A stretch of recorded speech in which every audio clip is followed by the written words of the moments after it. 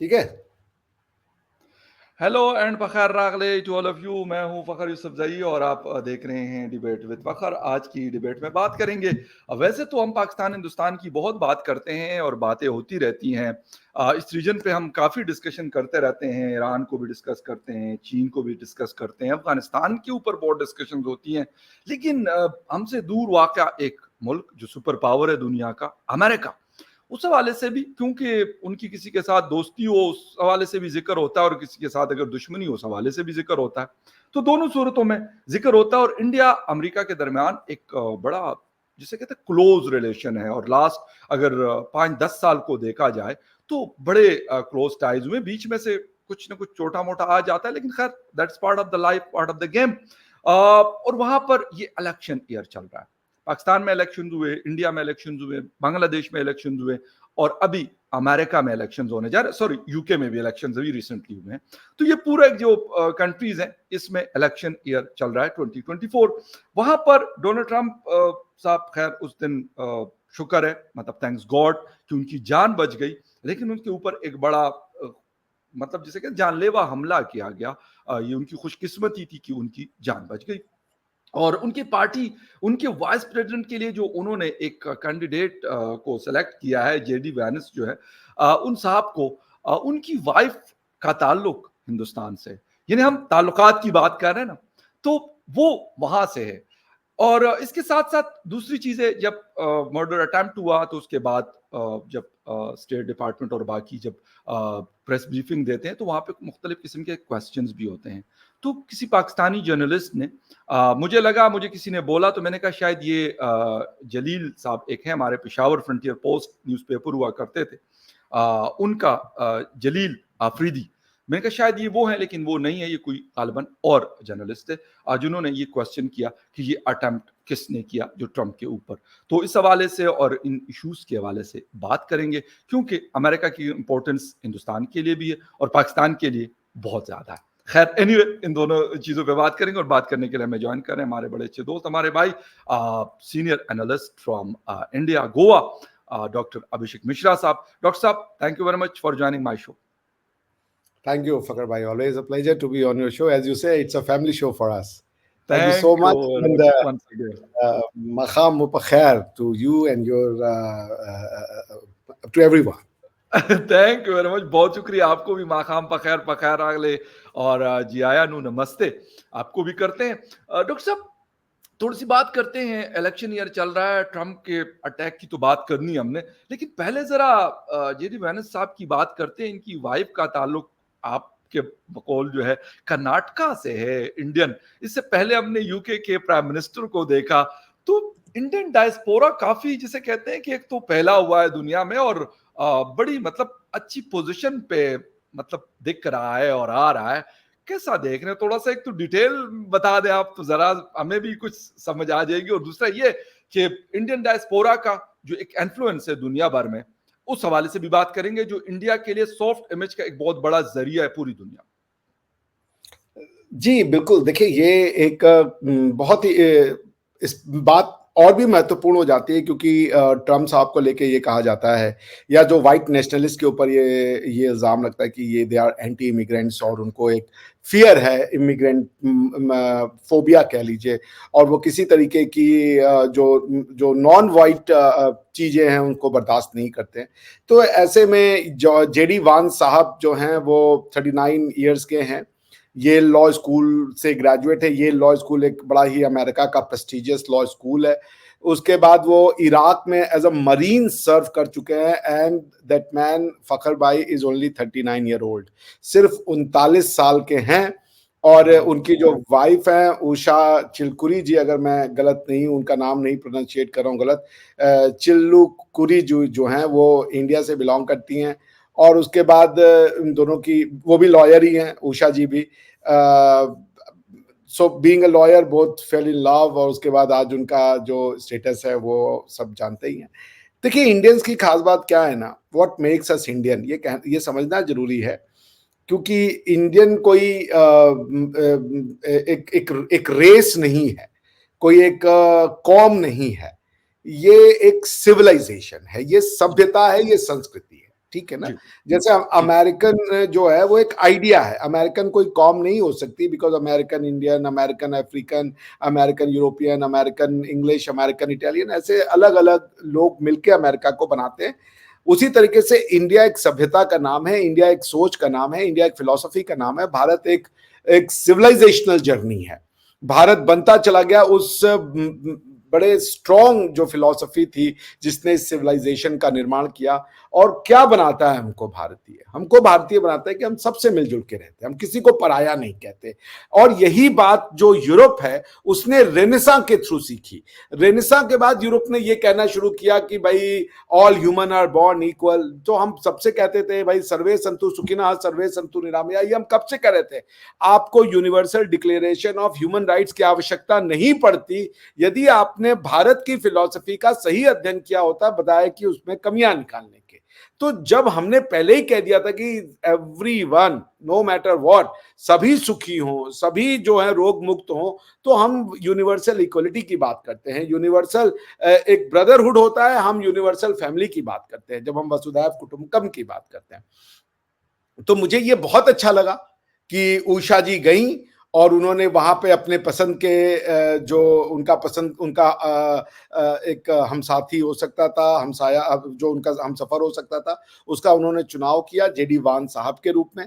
और JD Vance साहब, मुझे सबसे अच्छी बात ये लगी कि उन्होंने क्रिश्चियन तरीके से भी शादी की और उन्होंने हिंदू तरीके से भी शादी करी, यानी भारतीय तरीके से भी शादी करी। This is what I like, this is beauty कि आपको दो बार शादी करने का मौका मिल रहा है एक ही आदमी से, दो सेलिब्रेशन से, दो तरीके की जो मैनिफेस्टेशन ऑफ वाउज हैं कि हम एक दूसरे के हैं, एक दूसरे का साथ कभी नहीं छोड़ेंगे। ये बड़ी ही मुझे बहुत अपील करता है ना। I mean I literally get very happy by seeing all this kind of कि मनुष्यों के द्वारा बनाए गए कितने तरीके, सब विवाह करते हैं, सब शादी करते हैं, लेकिन उस शादी को मैनिफेस्ट कितनी तरीके से किया जा सकता है, ये हमें मानवीय समाज से या इंसानी समाज से सीखने को मिलता है। कहीं पे आप कबूल है कहते हैं, कहीं पे आप व्हाइट गाउन में जाते हैं और चर्च बिल्कुल। में आप वाउज लेते हैं, कहीं पे आप 7 फेरे लेते हैं, हमारे सिख भाइयों का है वो गुरु ग्रंथ साहब के सामने फेरे लेते हैं। So this is the beauty of everyone has one purpose कि हमें एक लाइफ पार्टनर चाहिए, कंपेनियन चाहिए जीवन भर के लिए, वो तुम हो, लेकिन उसको पाने के तरीके कितने तरीके से हो सकते हैं। तो even if someone gets married to a girl, जो उसका कुछ और तरीका है और वो लड़का उसका कुछ और तरीका है शादी करने का, it's beautiful thing for me, at least I like it. I for one love this idea कि आप एक ही लड़की से 2 बार शादी कर सकते हैं अलग अलग तरीकों से। This is very beautiful for me. तो ये एक खूबसूरती थी, दोनों लोगों ने अपना साथ चुना। और मेरे ख्याल से ट्रंप साहब ने भी ये मैसेज देने की कोशिश की कि हम डाइवर्सिटी को पसंद करते हैं और ये जो हमारे ऊपर एक ठप्पा लगा हुआ है कि हम कलर्ड और वाइट नॉन वाइट के बीच में एक डिस्टिंक्शन करते हैं, उसको भी हम एक्सेप्ट नहीं करते। प्लस मेरिट को हम अपने चुनाव में जगह देते हैं। आपने देखा कि most of the Indians have now come in support of at least जो रिपब्लिकन है, निकी हेली साहिबा ने उनको सपोर्ट कर दिया, विवेक रामास्वामी जी ने उनको इंडोर्स कर दिया, और ये जेडी वान साहब तो उनके कैंडिडेट ही है। तो it's a good thing JD Vance साहब के लिए, भारत के लिए भी बहुत अच्छी बात है। और जो लोग ये समझ रहे हैं कि जेडी वान साहब अब प्रो इंडिया हो जाएंगे, ऐसा कुछ नहीं है। वाइफ वो घर पे रहेंगी राष्ट्रपति नहीं होंगी, वरना कई लोग सोच रहे हैं कि जैसे बाइडन साहब पता नहीं कहां से गवर्न हो रहे हैं, वैसे जेडी वान साहब भी कर्नाटक से गवर्न होंगे, ऐसा कुछ नहीं होगा। He will be a very staunch American, he will be a very proud and patriot America. No और हम डाउट चाहते अबाउट दैट। हैं वो अमेरिका के इंटरेस्ट और हमारे इंटरेस्ट का, बिल्कुल। अमेरिका और के इंटरेस्ट हमने हमने डॉक्टर साहब ऋषि सुनाक साहब को अभी रिसेंटली देखा है। अभी मेरे ख्याल उनकी प्राइम मिनिस्टरशिप तो अभी रिसेंटली खत्म हुई है। गो के वो उनका ताल्लुक इंडिया से उनके फोर फादर्स थे, बट ये कि एज ए प्राइम मिनिस्टर वो लाजमी सी बात है कि उन्होंने एक वोट लिया होता है और उसको वो करते हैं। हाँ, ये चीज हो सकती है कि अगर इंडिया अपनी डिप्लोमेसी या इंडिया के साथ अपनी डिप्लोमेसी करे तो उस चीज में आसानी इस वजह से हो जाती है कि लैंग्वेज के बैरियर्स, आपकी बाकी चीजें वो आसान हो जाती है। तो ये एक बड़ा मतलब मेरे ख्याल में एक बड़ा एज होता है, इस चीज का मैं मानता वेरी हूं। गुड। यस। और मानना पड़ेगा कि इसका बड़ा फर्क पड़ जाता है, क्योंकि जब हम अपनी लैंग्वेज में बात करते हैं तो उसका असर उस लैंग्वेज के मुकाबले में जो दूसरी किसी की होती है, इंग्लिश में हम बात करें, फ्रेंच में हम बात करें, चाइनीज में हम बात करें, किसी और में, लेकिन अगर हम हिंदी और उर्दू में बात करना शुरू कर दें तो बहुत सारी बातें डॉक्टर साहब की मुझे और मेरी डॉक्टर साहब को आराम सुकून से समझ आ जाती, कोई मसला नहीं होता। खैर एनीवे, डॉक्टर साहब थोड़ा सा बात करते हैं डोनाल्ड ट्रंप के ऊपर। बड़ा पेंसिल्वेनिया में बड़ा जिसे कहते हैं कि मर्डर अटेम्प्ट हुआ, और मैं कहता हूं कि ही वाज लकी कि वो, मैं कहता हूं इंचेस तो नहीं कहना चाहिए क्योंकि कान को छू कर अगर गोली गुजरती है बुलेट, तो मैं कहूंगा कि इज वाकई इज अ लकी पर्सन कि वो Yes. इस वक्त भी हमारे सामने है और दुनिया में जिंदा है। और मैं कहता हूँ बहुत अच्छी बात है। मतलब ठीक है, कोई भी हो, अगर मुझे किसी से पॉलिटिकल डिसएग्रीमेंट हो सकता है, लेकिन ये किसी को राइट नहीं है कि वो कहें कि जिनकी जिंदगी में छीन लूं, ये किसी को भी, किसी भी दुनिया के किसी कोने में भी। और अमेरिका तो एक बड़ा एडवांस मुल्क है। एक तो ये बताएं कि एक तो ये हमला कैसे हुआ, फिर सेकेंडली थोड़ी सी बात करते हैं कि ये कोई ईरान का नाम हमने सुना है, वो हमारे जर्नलिस्ट पाकिस्तान के कोई थे, वो उन्होंने खुल के तो नाम नहीं लिया, लेकिन उनका जो इशारा था वो यकीनन इंडिया की तरफ था। तो थोड़ा सा इस पे आप अपनी बात कर लें, अपना टेक। देखिए, सबसे पहले तो वहां पे अमेरिका में भी कॉन्स्पिरेसी थ्योरी तो चल रही है, जी बिल्कुल। क्योंकि अमेरिकन अगर मीडिया को आप फॉलो करें फखर भाई, तो वो ये कह रहे हैं कि लोगों ने देखा था कि ये लड़का बंदूक के साथ सस्पिशियस मूव कर रहा है, लोगों ने पुलिस को भी बताया, और साथ सिक्योरिटी जो जो स्पेशल सिक्योरिटी है उनकी, उस तक भी ये बात, सीक्रेट सर्विस जिसको कहते हैं, उस तक भी ये बात पहुंचाई गई थी, बट समहाउ उन्होंने इग्नोर कर दिया। अब क्या उन्होंने इग्नोर किया नहीं किया, ये सब तो मैटर ऑफ इन्वेस्टिगेशन है, but American media is buzzed with all sorts of conspiracy theories. अब उसमें रियलिटी कितनी है ये कोई नहीं जानता। जो रियलिटी है, जो कि अनडिस्प्यूटेड फैक्ट है, वो ये है कि गोली चली, उस लड़के ने गोली चलाई, ट्रंप को गोली लगी, और उस गोली से एक और आदमी की भी जो है अनफॉर्चुनेट डेथ हो गया है। देखिए, ये जो डेमोक्रेसी है ना, इसको अगर आप सही से हैंडल नहीं करेंगे तो डेमोक्रेसी, ऑटोक्रेसी में अगर एक आदमी का पागलपन कई डिस्ट्रक्शन ला सकता है, तो डेमोक्रेसी को मोबोक्रेसी बनने में ज्यादा टाइम नहीं लगेगा। Democracy is for civilised people who have ultimate understanding of the human civilisation. अगर आप कच्चे हैं, हर जगह डेमोक्रेसी का टैबलेट आप नहीं चढ़ा सकते।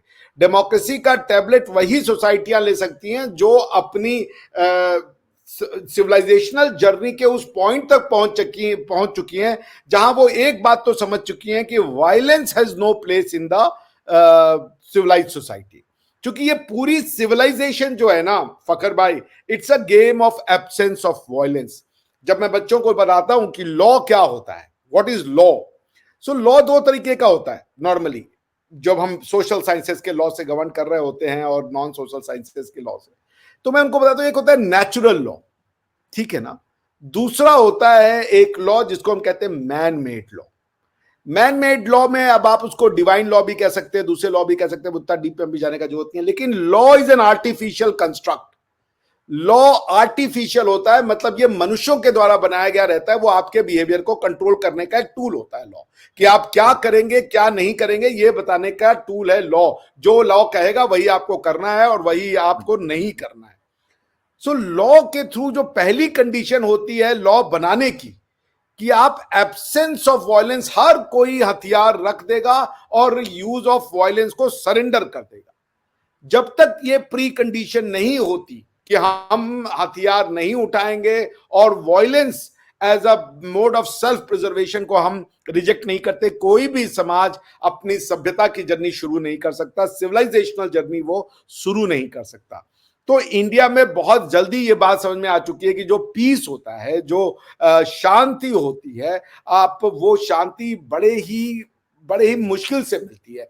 इंसानों को बहुत हद दर्जे के उससे गुजरना पड़ता है जहां पे कि शांति का कॉन्सेप्ट उसके समझ में आए। आप देखें, इंडिया से 3 या 4 जो है फिलॉसफी, धर्म, रिलीजन का जन्म हुआ। उनमें से हिंदुइज्म है, बुद्धिज्म है, जैनिज्म है, सिखिज्म है, और भी एक दो उनके ऑफशूट्स हैं। ये तीनों जो हैं, चाहे वो जैन को ले लें, चाहे वो बुद्ध को ले लें, और चाहे आप हिंदुइज्म को ले लें, दे ऑल टॉक अबाउट शांति। जैसे हमारे यहाँ पे आप एक ना शांति मंत्र होता है, अब आपने कभी सुना है कि नहीं सुना है मुझे नहीं पता, तो वो शांति मंत्र जो है ना, वो मुझे बड़ा बड़ा मतलब समझ लीजिए सुकून देने वाला लगता है। उसका मतलब क्या है मैं आपको बता देता हूं, मैं अगर आप बोलेंगे मैं पढ़ देता हूं उसको। जी। वो ऐसे है, ओम द्यौ शांति शांति रक्त रक्षम शांति ही पृथ्वी ही शांति रापः शांति रोषधय शांति वनस्पतय शांति विश्व देव शांति ब्रह्म शांति सर्व शांतिम शांति रेव शांति ही सामारे शांति रेदि ओम शांति शांति शांति। इसका मतलब क्या है? इसका मतलब है कि आप जो है पूरी पृथ्वी में शांति कीजिए, आकाश में शांति कीजिए, जल में शांति कीजिए, जीव जंतु में शांति कीजिए, पेड़ पौधों में शांति कीजिए, प्रकृति के हर ब्रह्म में शांति, ब्राह्मण मतलब चेतना में शांति कीजिए, शांति को सर्वत्र व्याप्त कीजिए, यानी शांति हर जगह फैला दीजिए। और शांति के अलावा कोई मार्ग इंसानों के पास नहीं है, मनुष्यों के पास नहीं है। Shanti means absence of violence, shanti means absence of aham, shanti means दूसरों के ऊपर कंट्रोल न करने की जिद, बल्कि अपने ऊपर अपनी कमियों को कंट्रोल करने का जो मार्ग है वो शांति दिखाता है। इसी को हम स्पिरिचुअलिज्म भी कहते हैं। सो पॉइंट वही है कि ये जो डेमोक्रेसी है, अगर आप इसमें लोगों को उस हाइट लेवल पे नहीं ले जाएंगे जहां पे कि वो इसकी वैल्यू समझे, जो अमेरिका में है काफी हद तक, लेकिन आप आर्म्स जो है उनके यहाँ आराम से खरीद सकते हो। वो इसी अजम्पशन पे आर्म्स जो है वो लोगों को खरीदने देते हैं कि हमारे यहाँ की सोसाइटी बहुत सिविलाइज्ड है, ये आर्म्स का गलत उपयोग नहीं करेगी। लेकिन हम बार बार देखते हैं अमेरिका में घटनाएं होती हैं कि फलाना मॉल में किसी ने लाइसेंस वो गोली मार दी, फलाना स्कूल में बच्चे ने जाके गोली चला दी, फलाना उसके ऊपर किसी ने गोली चला दी। सो ये एक मैटर ऑफ कंसर्न हो चुका है। तो इसीलिए मैं ये भी कहूंगा कि ये बच्चा जो था बहुत कम उम्र का था, 20 साल के बच्चे ने ऐसी हरकत करी, इसका मतलब है कि वो बहुत मैच्योर नहीं था, वो गुस्से में था, and he wanted to venture something what I would say which gives him an adrenaline rush. तो उसने ये हरकत की। अब आप आते हैं जिसके लिए हम सब वो हैं, मैं इसमें अमेरिका की बुराई नहीं करूंगा, ना तो सीक्रेट सर्विस की बुराई करूंगा। उसका रीजन ये है कि ये किसी के साथ भी हो सकता है, ये अनफॉर्चुनेट है, इसकी निंदा की जानी चाहिए, इसका मजाक नहीं उड़ाना चाहिए कि देखिए हमारे यहाँ नहीं हुआ, उनके यहाँ हो गया। जापान में शिंजो आबे साहब को मार दिया था। जापान बहुत ही सभ्य कंट्री है, सेफेस्ट कंट्रीज में से एक है, सेफेस्ट कंट्री में से एक है, लेकिन कहीं भी ये घटना हो सकती है, किसी के साथ हो सकती है। आपके भी देश में ऐसा हुआ है, हमारे भी देश में है। बेनजीर को शहीद किया गया, लियाकत अली खान साहब को मारा गया, बेशुमार मिसालें हमारे पास। हमारे यहाँ राजीव गांधी जी के साथ हुआ, हमारे प्राइम मिनिस्टर इंदिरा गांधी साहिबा के साथ हुआ, ऐसा। ये तो ये ना हो तो ज्यादा अच्छा है। ये समाज में इसकी कोई वो नहीं है, मगर जब तक मानवों का समाज रहेगा, हिंसा को आप रूल आउट नहीं कर सकते। हिंसा को आप आर्टिफिशियल तरीके से कंट्रोल करेंगे, उस आर्टिफिशियल तरीके का नाम लॉ होता है।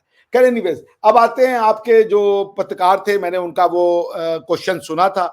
उन्होंने बड़े चालाक तरीके से ये कहा कि ये जो आपके ऊपर अटैक हुआ है, ये ऐसा तो नहीं कोई बाहर से करवा रहा है, क्योंकि आजकल एक कंट्री है जिसके ऊपर ये इल्जाम लग रहा है कि वो बाहर से लोगों की हत्या करवाती है, और सिर्फ अमेरिका में ही नहीं बल्कि कनाडा में भी ऐसा देखने में आया था कि उन्होंने दूसरों को मरवाया है। तो ही वाज अलूडिंग टू कि इंडिया जो है वो इसके पीछे है। और वो जो मिलिट्री ऑफिसर थे जो कि प्रेस जो कॉन्फ्रेंस थी उसको संबोधित कर रहे थे, उन्होंने उसको सीरियस नहीं लिया। उन्होंने कहा ये आप मिनिस्ट्री ऑफ जस्टिस से या डिपार्टमेंट ऑफ जस्टिस से बात कीजिए, ये उनका इन्वेस्टिगेशन डिपार्टमेंट है, मिलिट्री का मैटर नहीं है।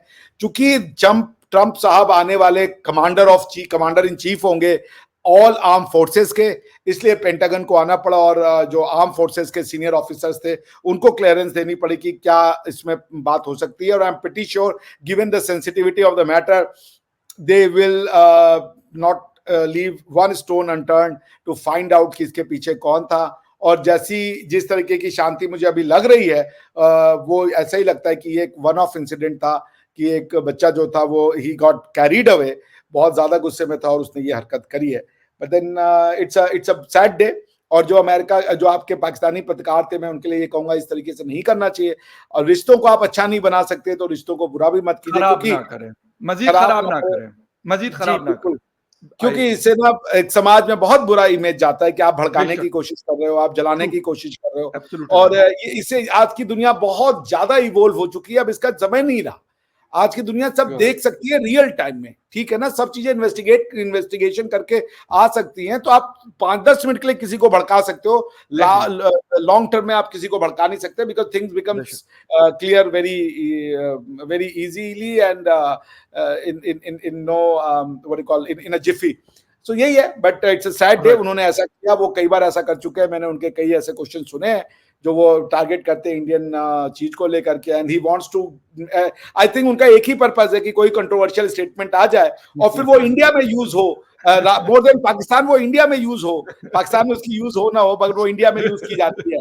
तो उनका आज का भी टारगेट यही होगा कि वो कोई कंट्रोवर्शियल स्टेटमेंट दें और इंडिया की जो पॉलिटिकल पार्टीज हैं वो उसको एज एंटी मोदी इस्तेमाल करें कि देखिए इंडिया की तो इमेज गिर गई है। But somehow the person who was attending the conference or who was मतलब addressing the conference was wise enough. He simply very deftly handled the situation. जी जी, नो डाउट अबाउट दैट। और ये मेरे ख्याल में वहाँ पे जो भी लोग खड़े होते हैं, वो मैथ्यू मिलर साहब हो या कोई और जो इनके खड़े थे, गालिबन उनके थे पेंटागन के, तो वो ऐसे नहीं होते। मतलब उनकी ये सारी ट्रेनिंग हुई हुई आती है और दुनिया भर के बड़े बड़े मीडिया हाउसेस के जर्नलिस्ट उनके सामने बैठे होते हैं।